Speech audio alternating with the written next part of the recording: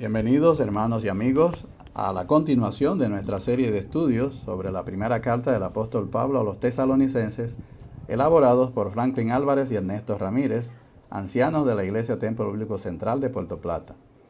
En esta entrega número 30 de la serie, entramos a un nuevo capítulo, el capítulo 4.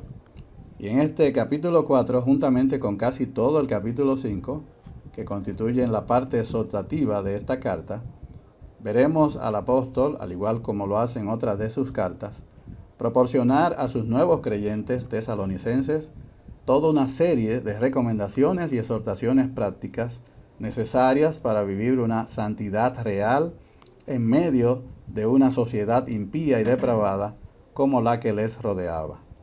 Así es que, usando el bosquejo que nos proporciona William MacDonald de este capítulo, entramos a estudiar la primera de estas exhortaciones, que tiene que ver con la santificación que cumple la voluntad de Dios, que encontramos en los versos del 1 al 8. D. Edmond Heber, gran erudito cristiano del siglo pasado, hace una excelente observación al respecto de esto. Dice él, y cito: es instructivo notar que la enseñanza sobre la segunda venida está precedida y seguida por secciones que tratan sobre la vida y la conducta diaria. Aunque la enseñanza sobre el regreso del Señor era claramente un tema emocionante para los tesalonicenses, Pablo se esforzó por ponerla en un contexto de vida cotidiana práctica.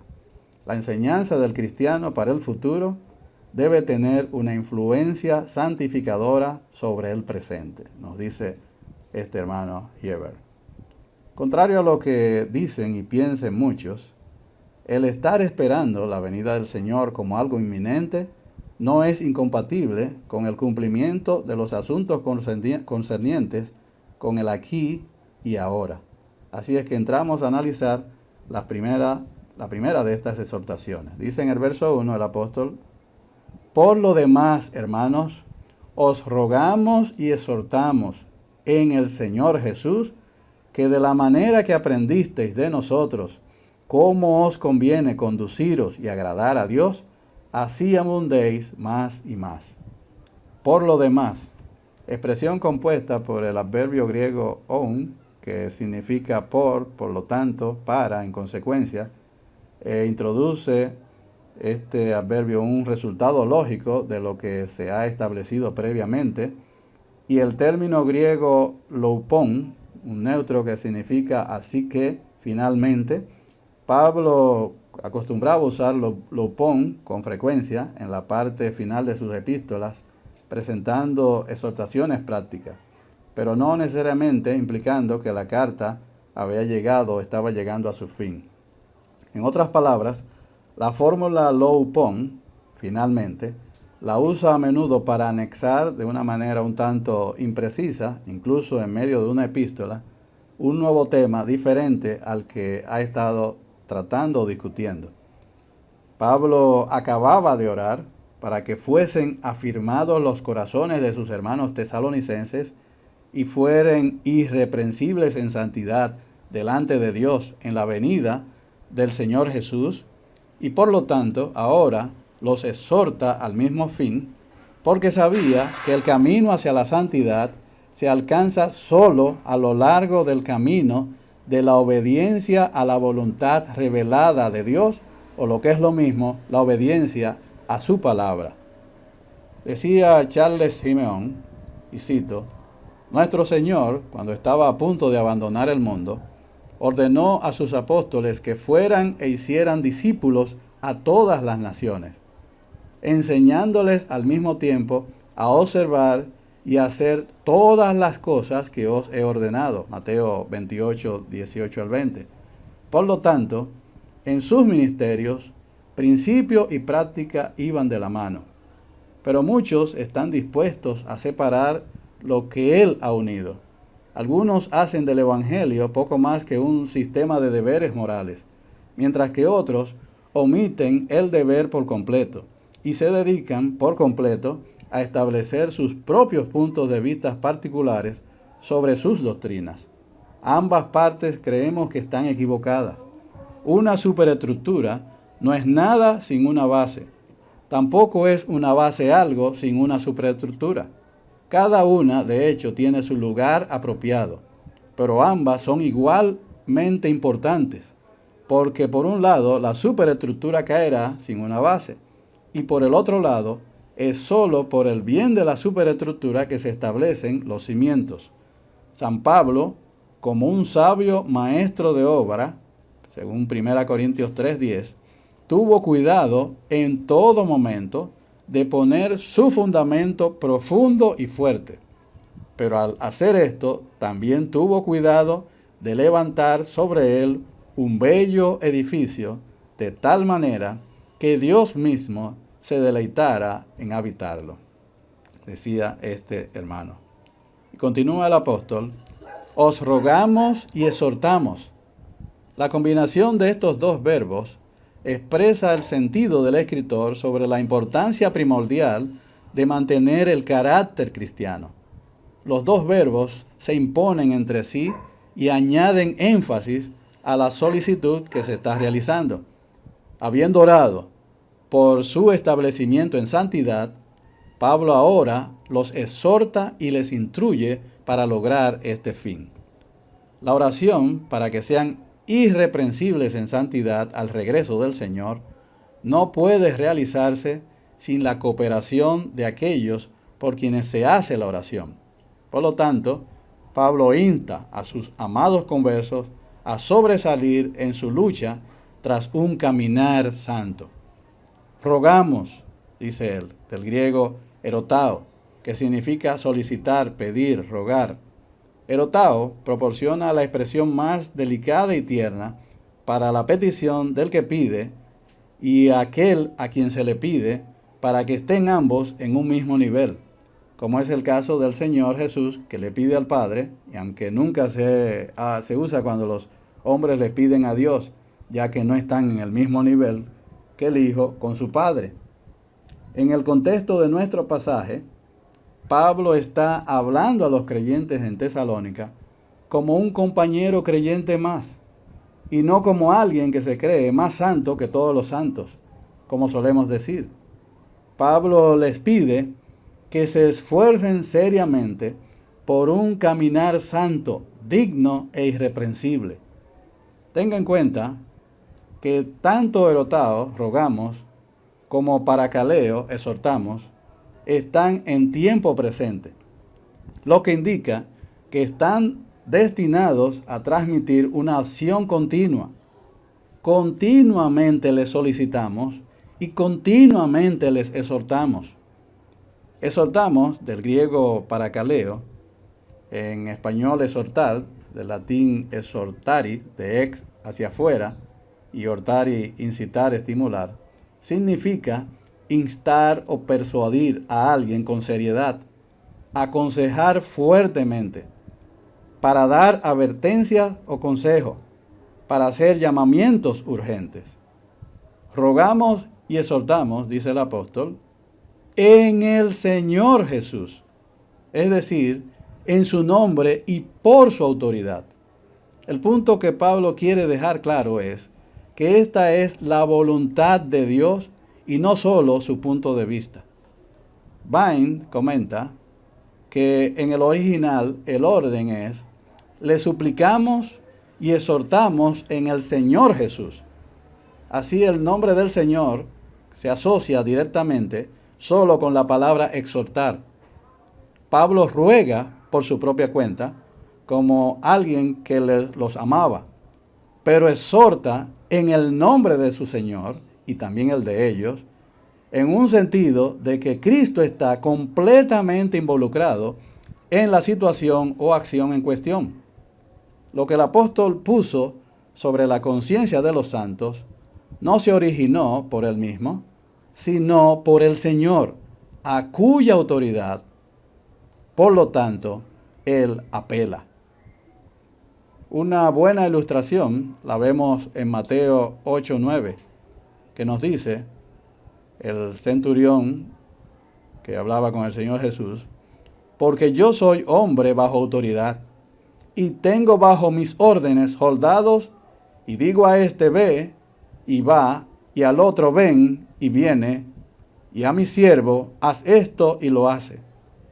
Aquí vemos, como les decía el centurión, que vino ante el Señor Jesús, rogándole por un criado suyo enfermo, y le dice, reconociendo su autoridad, solamente di la palabra y mi criado sanará. Versículo 8. Autoridad viene del griego exousia, que significa poder conferido, habilitación delegada, autorización, que opera en una jurisdicción designada. Pablo es un ejemplo para todos los ancianos que en ocasiones tenemos que exhortar, hacer un llamado a la atención, corregir, muy particularmente en estos tiempos en donde todas las autoridades están seriamente cuestionadas. Pablo nos dice que debemos y tenemos que hacerlo en el nombre del Señor Jesús, o sea, con la autoridad delegada que Él nos confiere. Alguien le comentaba a nuestro hermano Franklin, diciéndole, hermano, ya los ancianos no quieren decir nada a nadie. Parece que temen ofender. Todo esto tiene su explicación en el carácter de los hombres de los últimos días, que Pablo describe en 2 Timoteo 3, versículos del 2 al 5, con una lista que parece interminable. Dice, porque los hombres serán egoístas, amigos del dinero, arrogantes, soberbios, difamadores, desobedientes a los padres, ingratos, irreverentes, sin afecto natural, implacables, calumniadores, desenfrenados, crueles, enemigos de lo bueno, traidores, impetuosos, cegados por la soberbia, amigos de los placeres más que amigos de Dios, teniendo apariencia de piedad, pero negando su eficacia. Y dice el apóstol a Timoteo, apártate de ellos. Y esta mezcla de acciones y de actitudes pecaminosas que caracteriza a esta sociedad posmoderna y que muestran una vívida diferencia entre el amor a uno mismo y el amor a Dios, afectan también a la iglesia. Toda esta actitud de empoderamiento y muy dueños de sí mismos hacen prácticamente desaparecer la sujeción a todo tipo de autoridad, incluyendo la de los ancianos. Y nosotros los ancianos, al igual que Pablo, rogamos por parte nuestra, como un compañero creyente más, que ama la iglesia del Señor y busca su crecimiento espiritual, pero a la vez exhortamos en nombre del Señor Jesús con la autoridad delegada que Él nos ha conferido. Dice Hebreos 13:17, obedeced a vuestros pastores y sujetaos a ellos, porque ellos velan por vuestras almas. Al usar dos verbos en forma imperativa, obedeced y sujetaos, el autor inspirado intensifica su exhortación, lo que significa que el que se opone a estas autoridades delegadas, queriendo traer el caos del tiempo de los jueces, donde cada uno hacía lo que bien le parecía, directamente al Señor, el dueño de la iglesia, se opone. Y a él, y no a los ancianos, tendrá que dar cuentas. Y continúa el apóstol, que de la manera que aprendisteis de nosotros. Pablo les recuerda las instrucciones dadas en su primera visita. Aprendisteis de nosotros. No les está pidiendo que hagan algo nuevo. Como analizamos en los estudios anteriores, los misioneros no solo habían declarado el camino de salvación a los gentiles, sino que también habían discipulado a estos nuevos conversos, instruyéndoles sobre cómo vivir para agradar a Dios. Ahora Pablo reafirma esta enseñanza antes de proceder a complementarla. Estos pasajes nos ayudan a entender lo que Pablo quiso decir cuando escribió que nosotros, él, Sila y Timoteo, oraban de noche y de día con gran insistencia para que veamos vuestros rostros y completemos lo que falta a vuestra fe. El capítulo 3, verso 10. Lo que falta o lo que faltaba a su fe constituye las instrucciones y exhortaciones que se encuentran en los capítulos 4 y 5 y probablemente también incluye los temas tratados en la segunda carta, segunda Tesalonicenses. Aprendisteis, del griego paralambano, significa recibir de otro o tomar. Aquí se traduce como aprender. Esta palabra es muy interesante y es la misma que el apóstol utiliza cuando le escribe a los corintios y les dice en 1 Corintios 11:23, porque yo recibí, aquí está el término del Señor, lo que también os he enseñado, que el Señor Jesús, la noche que fue entregado, tomó pan. Aquí recibí es la traducción de paralambano.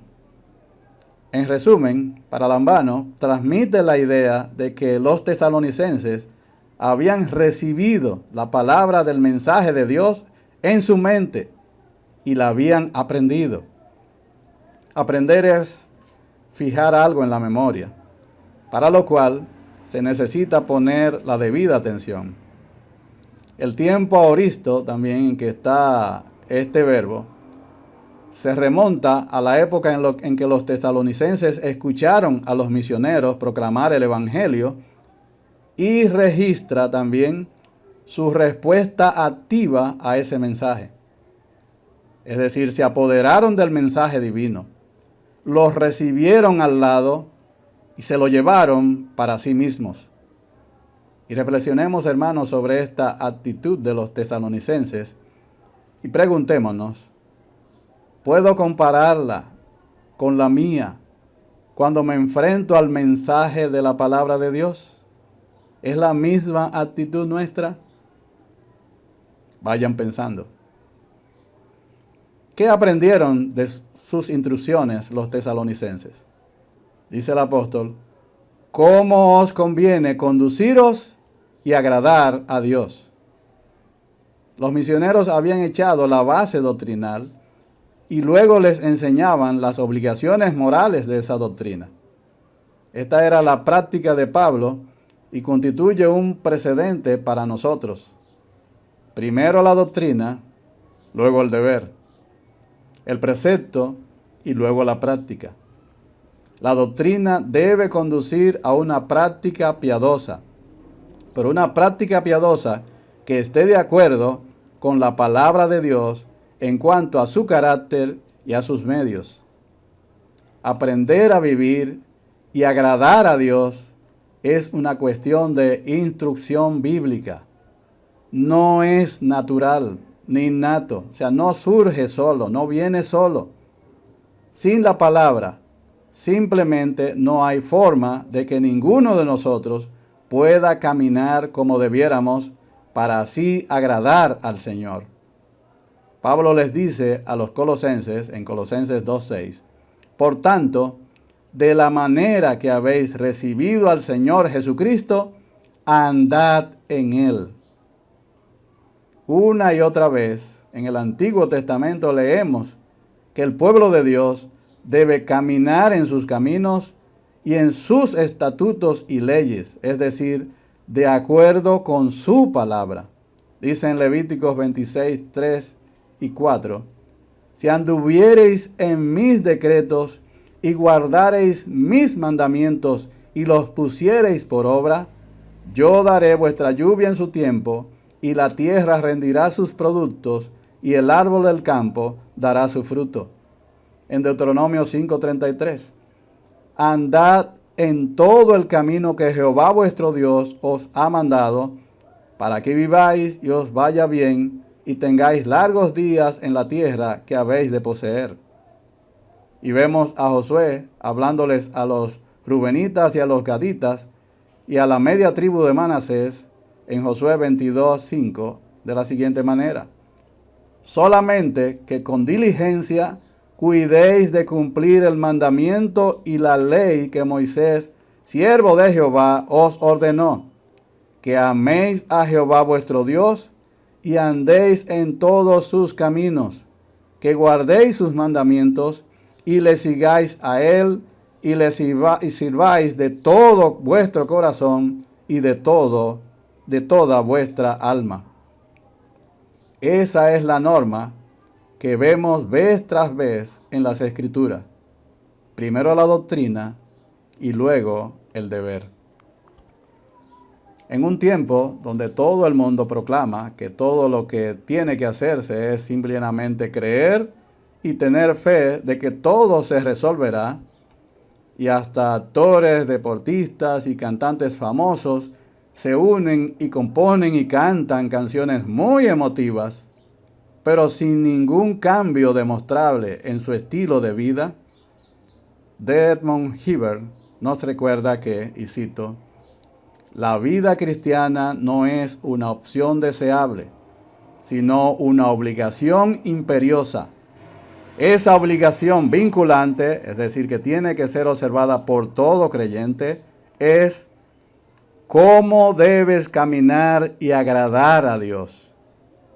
La cuestión de cómo deben vivir como cristianos es central para todos los seguidores del Señor Jesús. Pablo está tratando de ayudarles a saber cómo pueden cumplir con esta obligación. Queridos hermanos y amigos, se nos ha terminado el tiempo. Mañana, Dios mediante, continuaremos con este interesante estudio. Sigo orando por nosotros y que el Señor les bendiga.